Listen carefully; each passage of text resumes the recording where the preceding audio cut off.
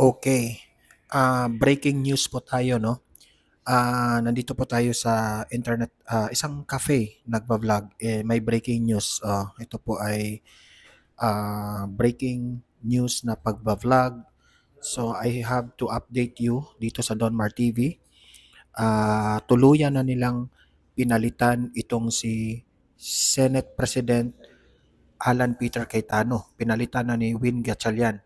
Ang malaki pong tanong dito kung ito ba po'y illegal na kudita o tama lang ba? Legal ba itong kudita na ito? Yan, dito ninyo yan malalaman sa Donmar TV. At ipapakita ko rin sa inyo yung pag-take oath ni Win Gatchalian video kung saan pinalitan na talaga nila si Senator Alan Peter Cayetano. At nangyari ito kasi dahil pumunta bigla itong si Senate Chis Escudero sa minority. Balita ko nga, bumaliktad na raw itong si Senate Chis Escudero. Dito natin yan malalaman mamaya kung ano ang dahilan, kung totoo ba. At alamin natin kung ano yung nangyayari. Ito yung unang pangyayari na nung dumating si Chis Escudero. Mamaya rin ipapakita ko rin sa inyo yung live ni Senator Alan Peter Cayetano na sinabi niyang illegal itong pagkudita ng minority. Okay? Nagla-live siya kanina eh. Ito munang unahin natin ay yung pagdating ni Chis Escudero sa minority. Kayo nang humusga kung trahidor ba itong si Chis o tama lang ba ang kanyang ginawa. Ito yung video. Mga kapatid, dumating po si Senator Chis Escudero mula sa mayorya, no? At nagpalakpakan yung mga mula sa minority bloc. So right now, mukhang yung 11 ay naging 12. At umakyat si Senator Win Gatchalian na siyang magpe-preside. Mukhang siya ang magpe-preside ngayon sa sesyon ng Senado. Okay. Ma'am, tas lang po. In the first regular session of the 20th Congress is hereby called to order. Palakpakan po yung mga tao, mga kapatid, dahil mismo si Senator Win Gatchalian na po yung nag-preside ng session ng mga kapatid. Tuwang-tuwa sila na yung power nila, na ibalik na yung power nila. Tuwang-tuwa sila mga takot sa flood control. Tuwang-tuwa na sila. Then the Deputy Secretary for Legislation to call the roll. Si Senator Win Gatchalian po ang nag-preside ng Cayetano Pia, De La Rosa, Ejercito, Escudero, Estrada, Gatchalian, Go, Hontiveros, Lacson, Lapi, mga kapatid. Sa oras na ito, may 12 na ang minorya, mga kapatid. May 12 na. Padilla, Senator Pamilya, Soto, Senator Chis Escudero dumating mula sa mayorya at mukhang kasama na siya ng minority bloc. Villanueva, Villar Camille, Villar Mark, Zubiri, Senate President Cayetano Alan. With 12 senators, the chair declares a quorum. The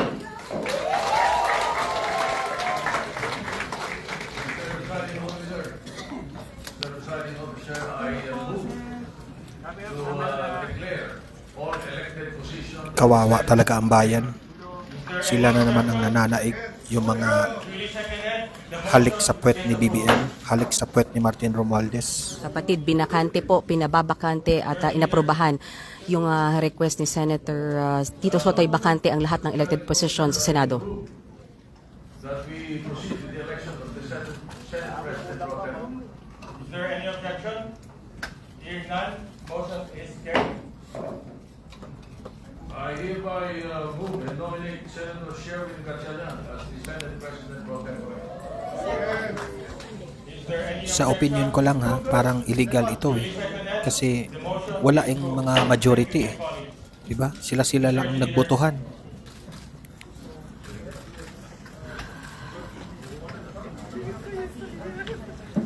Mr. Presiding Officer, I move that we elect Senator Juan Miguel Zubiri as Chairman of the Committee on Rules. Is there any objection? Duly seconded. The motion is approved. Thank you very much, my dear colleagues. Talagang minamadali nila ha. Move that we proceed. So, ewan ko na lang kung matutuloy ang Blue Ribbon Committee hearing bukas. And we will ask Senator Soto, the senior member of this chamber,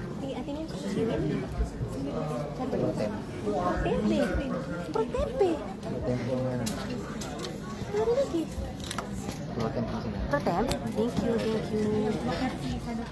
Okay, so you see right now, mga kapatid, ay ang oath-taking ni Senator Win Gatchalian bilang Senate President pro tempore at si mismong si Senator Tito Soto ang nag-lead ng oath para sa kanya, mga kapatid.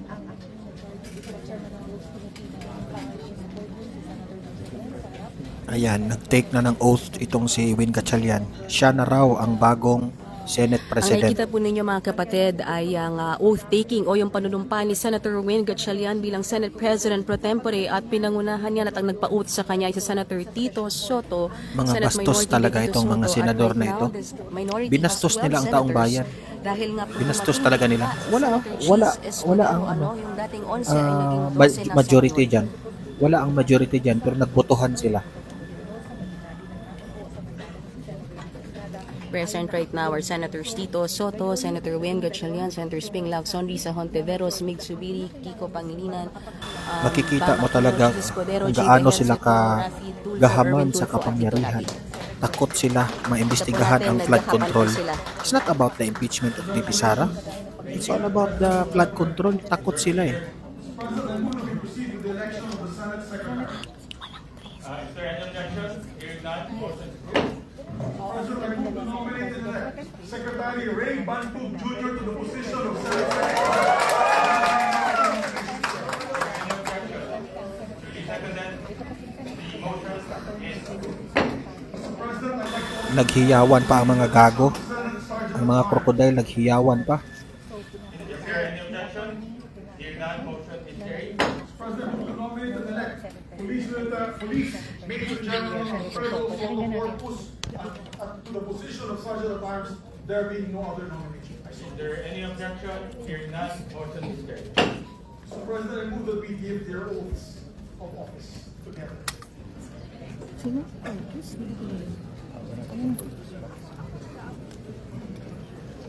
Ang panunumpain dito, si Attorney Renato Bantug bilang Senate Secretary, yung isa, Corpus yung narinig, Police Major Corpus bilang Sergeant at Arms, So ang pinapalitan niya ay si suspended naging suspended acting OIC Aplaska.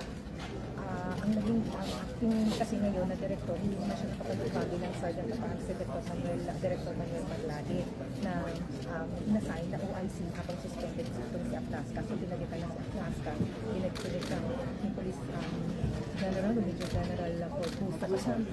Kasama si Corpus, ni Atty. Bantug, yung nunumpa. Okay. Okay. Ang nakikita po ninyo ngayon, mga kapatid, ay ang live na nangyayari sa loob ng sesyon ng Senado kung saan dumating bigla si Senator Cheese Escudero at dahil dyan, naging 12 na po ang miyembro ng minorya.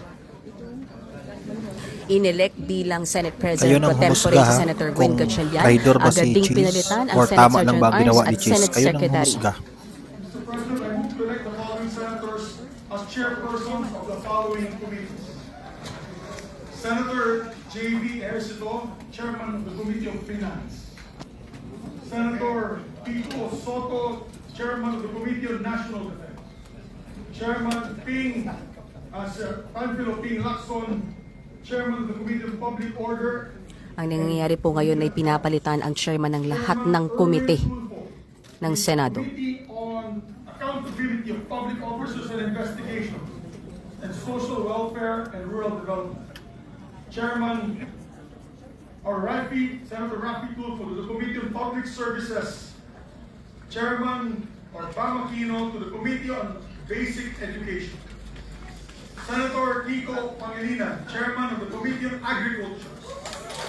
Senator Risa Ontiveros, Chairman of the Committee on Health. Senator Lito Lapid as Chairman of the Committee on Games and Amusement. inducements.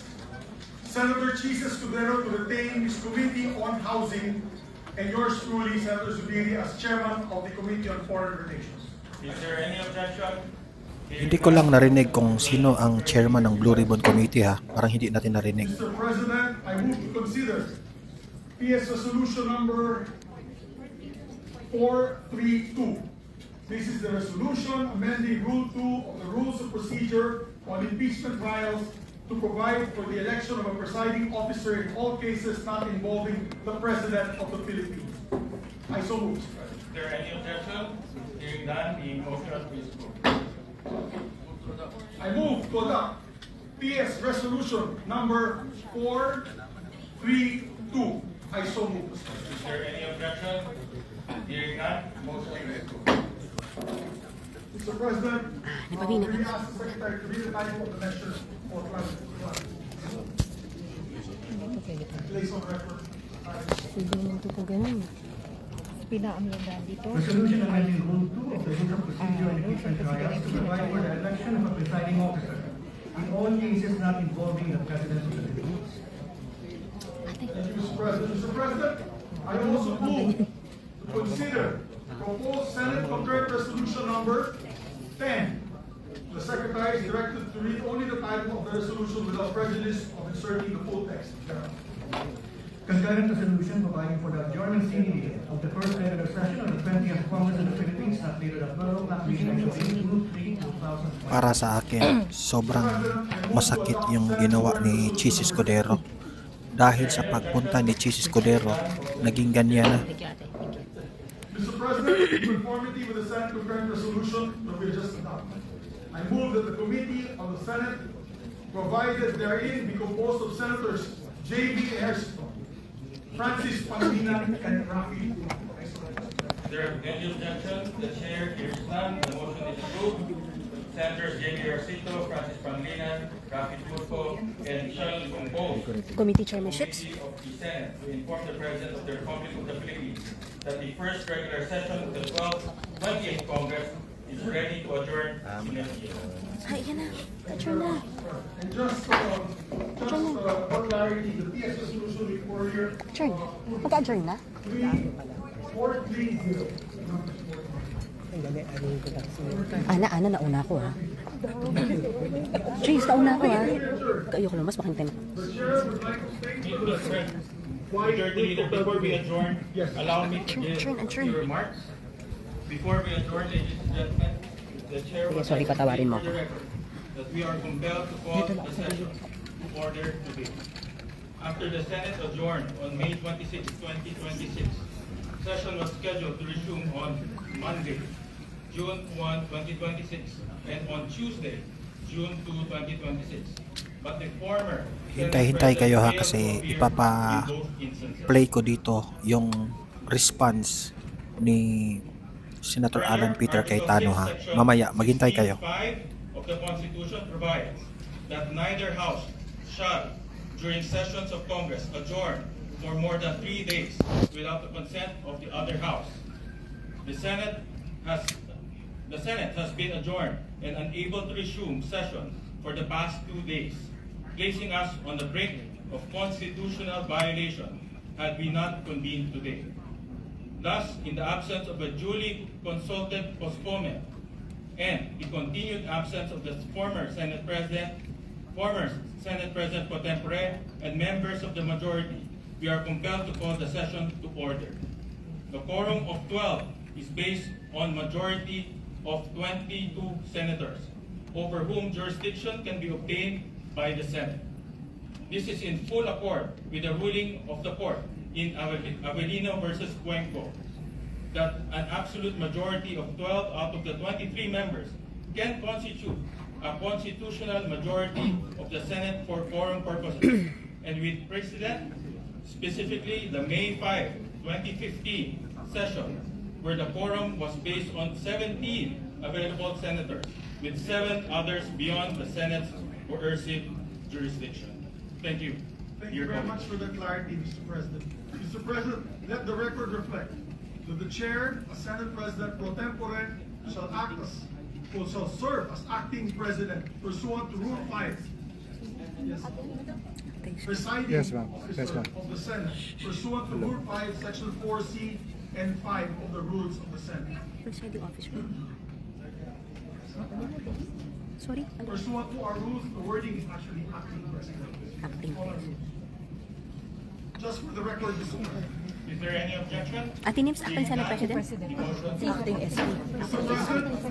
SPPP. The President of the Republic of the Philippines and the House of Representatives be informed of the election of Senate President Pro Tempore and Acting Senate President Sherwin Gatchalian. Senate I so move. Is there any objection? Grabe sila, no? Ang kakapal ng mga mukha nila. Sa totoo lang, ang sobrang kapal ng mukha nila talaga. That the first regular session Hindi of the hindi ako 20th makapaniwala Congress of na the Philippines on the part of ganyan the sila Senate kaatat. be adjourned, CDG. Is there any objection? The chair hears none. The motion is approved. The first regular session of the 20th Congress of the Philippines on the part of the Senate is adjourned sine die. Acting Senate President si Senator Win Gatchalian, gaya ng inyong narinig, siya ang inihalal ng kanyang mga kasamahan sa Senado. Sobrang kapal ng mukha 12 na ninyong lahat. ang nasa grupo ni Senator Tito Soto nang dumating si Senator Chis Escudero. Si Senator Win Gatchalian ang acting Senate President o Senate President pro tempore. Okay. Teka lang, kuya, walang session. Walang Grabe ang session. kakapal ng mga mukha nila.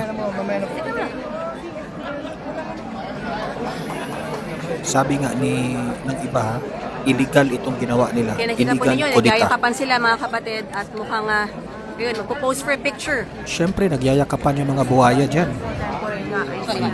Nagyayakapan dahil tagumpay sila. Wala na namang mapapanagot sa flood control. Thank you. Okay. So what you can see right now, mga kapatid, ay sa pangunguna ni Senator Win Gatchalian na acting Senate President ay nakatayo sa harapan nitong plenaryo ang 12 miyembro ng minorya. At dahil yan sa pagdating ni Senator Chis Escudero kanina lamang, pasado alas 3 ng hapon, at nagsagawa sila ng sesyon kahit wala si Senate President Alan Peter Cayetano. Pinalitan yung mga chairman ng komite, pinalitan ang Senate Sergeant at Arms at maging ang Senate Secretary. Ang sinasabi ni acting Senate President Win Gatchalian ay ang 12 na numero nila ay mayorya ng 22 na senators. Yan ay dahil nga sa wala si Senator Bato de la Rosa at nakakulong naman ngayon si Senator Jinggoy Estrada. So far, Kailangan pa talaga nilang okay, ikulong. so nagpapalakpakan yung mga tao ibang dito. senador para manalo sila. Talagang ikulong nila, mga kakapal ng mukha. Grabe. Harap-harapang pambabastos ito sa taong bayan. Pambabastos ito. Ang kakapal ng mga mukha nila. At nagyakapan yung mga senador, at lumalapit sila kay Senator Win Gatchalian para batiin dahil siya nga ang acting Senate President ngayon, dahil nga itinuloy nila ang sesyon kahit wala ang mayorya at wala si Senate President Alan Peter Cayetano. Okay, so I think they're proceeding to the lounge right now para makapag-usap at makapag-meeting muna sila. Okay, so yan muna ang latest, mga kapatid, mula dito sa Senado. Ako po si Mayan Los Baños, ang Senate correspondent po ng News 5. Again, for those who just tuned in, ay nagsesyon ang Senado. Okay.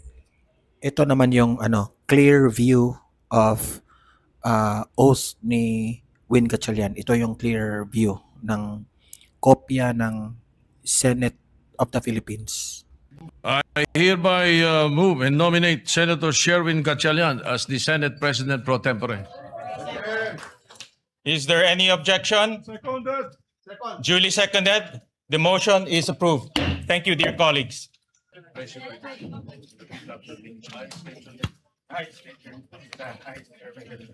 Having been elected to this position of Senate President pro tempore, Senate President pro tempore.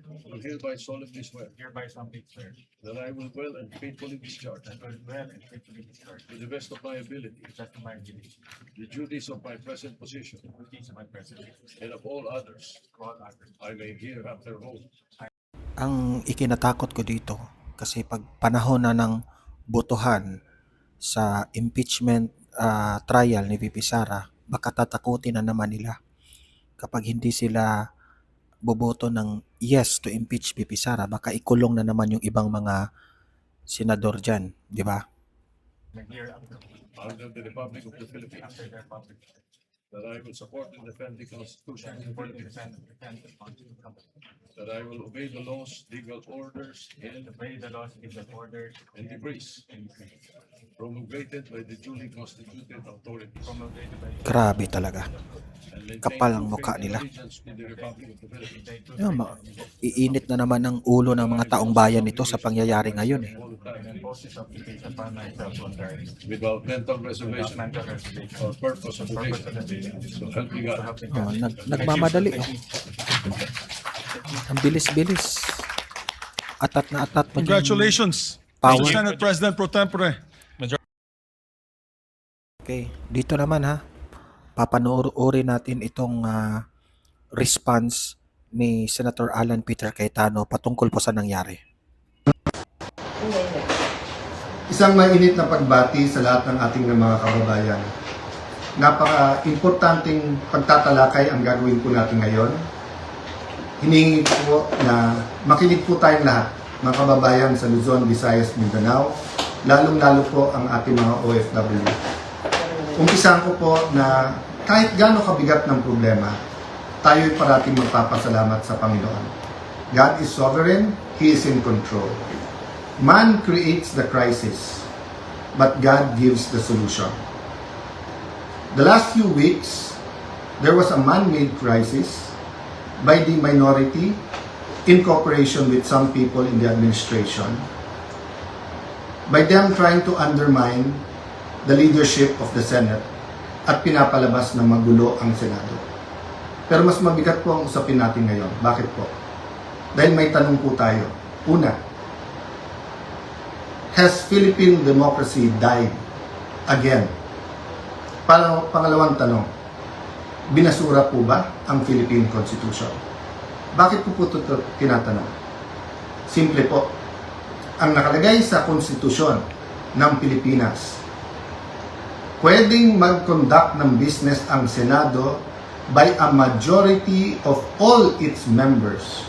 Ang majority po ng 24 ay 13 po. 13 po ang numero. Yung sinasabi po nilang kaso, yung po ay ibang-iba. Nag-adjourn po kami nung nag-walk out sila. So that means they have to call the roll at kailangan 13. Yung binabanggit nilang kaso po, hinahamon ko lahat ng abogado. It is not applicable kasi doon po tuloy-tuloy yung sesyon. Tinigil tapos sinabing may continuing quorum po sila. Tayo po, malinaw na malinaw sa records, ay nag-adjourn last Tuesday at sinabi na tayo ay muling magre-resume ng alas 5 nung Lunes. So, what is the point of going through this? The question we have to ask ourselves is that, is the Constitution but a piece of paper to this administration? Has the judiciary ceased to function? Wala na bang Senado? Yun na po ba ang pananaw ng ating administrasyon? Ang tingin ba po ng 12 senador ay basta't kakampi mo ang Malacanang ay wala ng batas? Kung titingnan niyo po ang Rule 1 and 2 ng Senado, na ayon to sa Philippine Constitution, para i-elect ang Senate President at ang Senate President Pro Tem or Pro Tempore, ay kailangan po 13. So, paano po nila alisin si Senator Loren Legarda kung 12 lang po sila? At mapapakita po sa inyo na gusto nilang i-control ang premises ng Senado at gusto po nilang hindi mag-hearing ang Blue Ribbon Committee bukas sapagkat ay binasa po nilang rule para magkaroon po ng acting Senate President. Kailan po ba pwede magkaroon ng acting Senate President? Babasahin ko po sa inyong rule. Sabi po, in cases specified in subparagraph C of Section 4 of the rule, the President Pro Tem shall serve as acting President until the Senate shall have elected a new President. Hindi po sila maka-elect ng new President dahil wala po silang 13. Mga audience ko dito sa Donmar TV ha, pakinggan yung mabuti itong binanggit ni Senator Alan. Importante po ito ha, legality po ito. Legality po itong lahat ng mga sinabi niya sa ating konstitusyon at bakit illegal po ang pagkudita nila kanina. Okay? Ano ninyo? Listen carefully at i-understand ninyo. Okay? Ulitin ko po, pag may 13 po sila, ako pa mag-o-oath sa kanila. Bibilisan ko po na ibibigay sa kanila. Wala po silang 13. So ano yung rule po? The President pro tempore shall discharge the powers and duties of the President in the following cases, A, B, C. But she or he shall only become acting President in the case of subsection C, which says, in the event of resignation, hindi po tayo nagre-resign. Removal, hindi po nila ako naalis. Death, buhay pa naman po siguro ako, hindi po AI ito. Hindi po AI ang kumakausap sa inyo ngayon, buhay pa ho ako. Absolute incapacity, siguro naman po nakikita nyo, nakakapag-isip po ako, nakakapagsalita po ako. So wala pong ground para magkaroon ng acting president. This is an illegal coup d'etat na may kasamang pagbabasura Illegal po, ha? ng ating konstitusyon. I warned everyone about this from day one. We warned everyone yesterday when we explained the use of the parliamentary tool of not having a quorum. And kaninang tanghali, habang kausap ko po si Senator Marcoleta, I asked everyone, please pray, kasi at that time, balita po namin na nag-step up sila sa pagsasabing wala na yung kaso nyo, sumama lang kayo or pumunta lang kayo ng session hall. I even got a text yesterday, pumunta lang daw ako or si Senator Loren para nga at least mag-open and close. Nangyayari po minsan yan, that's a longer story. Pero naramdaman ko na po kahapon na baka may isang dumating, so 12 plus 1 equals 13. So 12 pa rin po ngayon, ay pang-11 pa rin po. Dahil sa ating konstitusyon, sa ating rules of the Senate, kailangan pong 13. Hindi po kami nagpipilit sa kapangyarihan. I can go as Senate President, even as Senator anytime. Hindi po ba ako lang ang katangi-tangi sa mga matataas na opisyal na nung nangyari yung flood control scam ay nagsabi, ba't hindi na lang tayo lahat mag-resign? Bakit po ngayon, after asking me to resign yesterday, illegal po. Actually po, hindi nila ako tinanggal. Naglagay ng acting. Senator Win, Lucian, ingat kayo dyan. You're playing around with fire. This is not just about the Senate. This is about the Philippine Constitution. Mga kababayan, sabi nila, ginawa nila to kasi naipit ang trabaho. Wala naman po silang ginawa ngayon. Kung hindi baguhin ang mga committee para walang Blue Ribbon committee hearing bukas, para hindi maimbitahan ang 18 Marines. Pinalitan nila ang presiding officer. Bakit po? Nagpakita po ba ako ng kahit anong partiality sa conduct or pag-usog ng impeachment court? Alam niyo po, madidelay po ang impeachment sapagkat pag pinalitan ang rules ay kailangan pa ho na magkaroon ng publication. So pati po ang ating mga arrangement ngayon magbabago.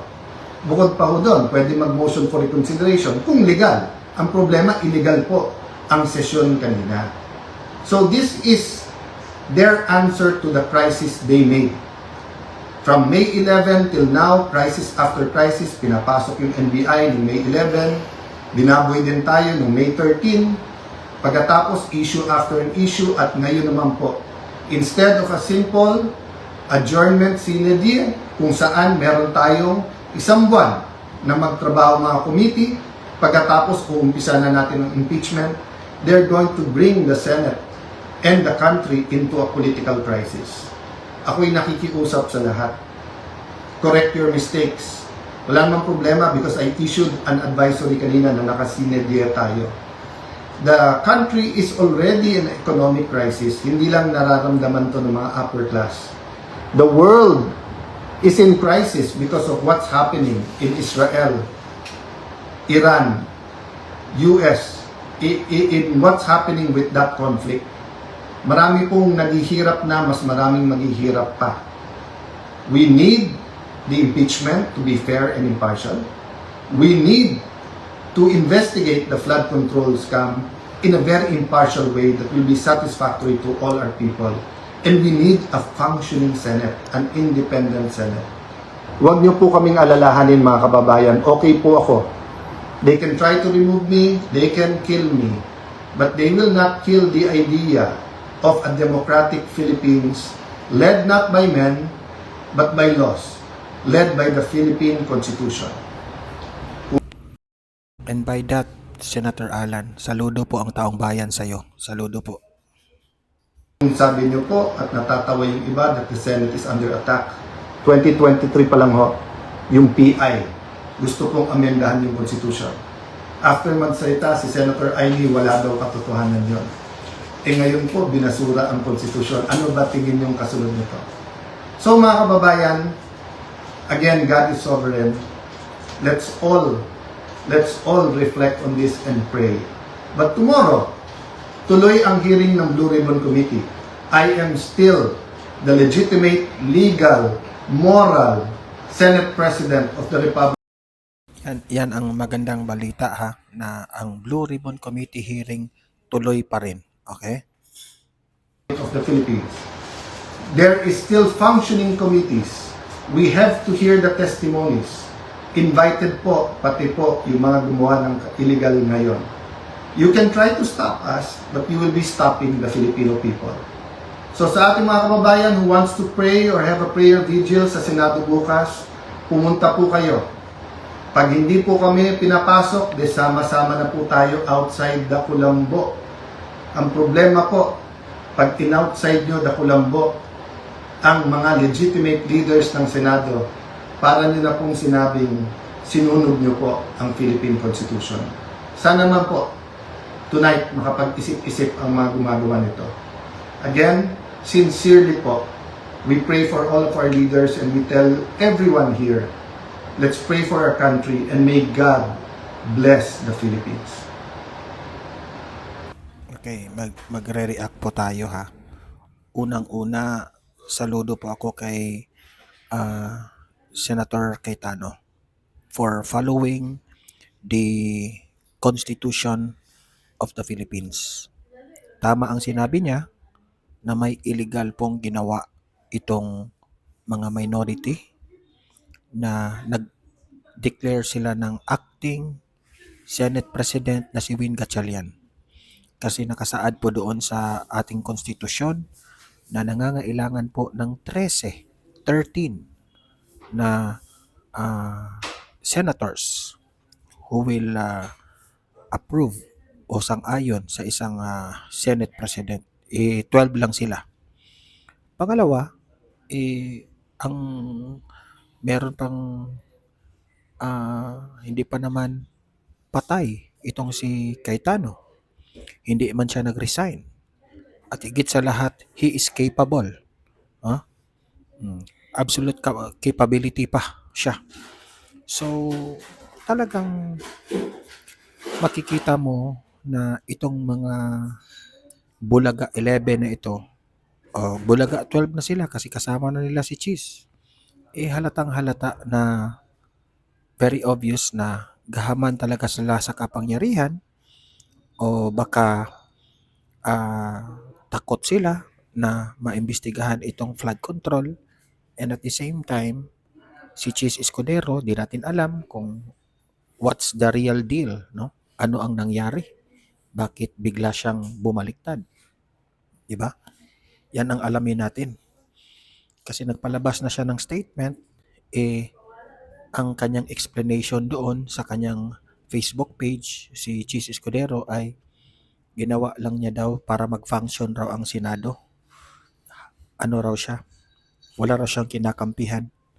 Halatang halata na balimbing talaga itong taong to, no? Kung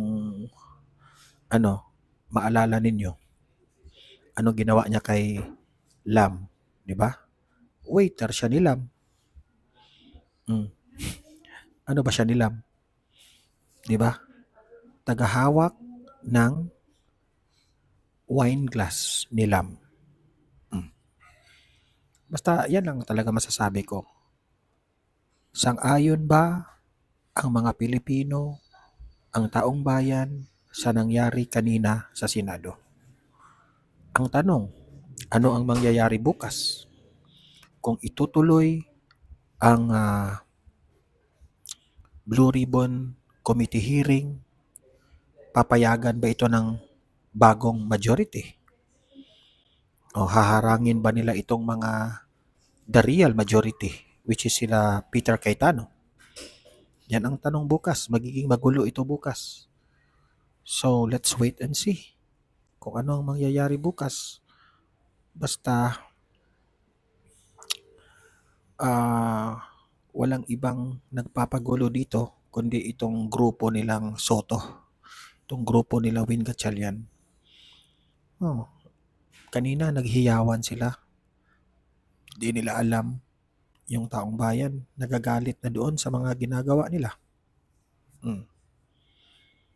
Oh, tingnan natin. Makikita man yan mamaya sa mga Facebook na mga post.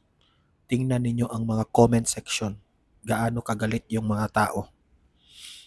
Oh, kasi ang mga majority, yung si Senate President Alan Peter Cayetano, na buksan nila itong Blue Ribbon, yan ang hinihintay ng taong bayan.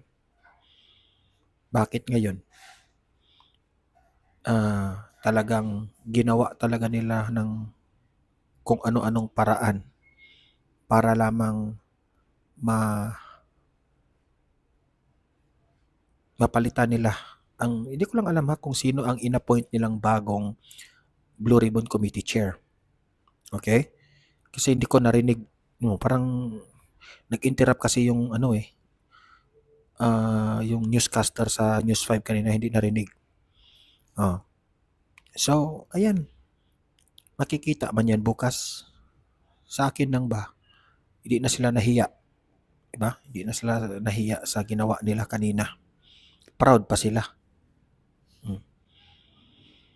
Ang taong bayan talaga nasasaktan. Alam niyo, sa totoo lang, ang solusyon dito sa problema na ito para mapanagot itong mga kawatan sa flood control, 2028 na lang talaga.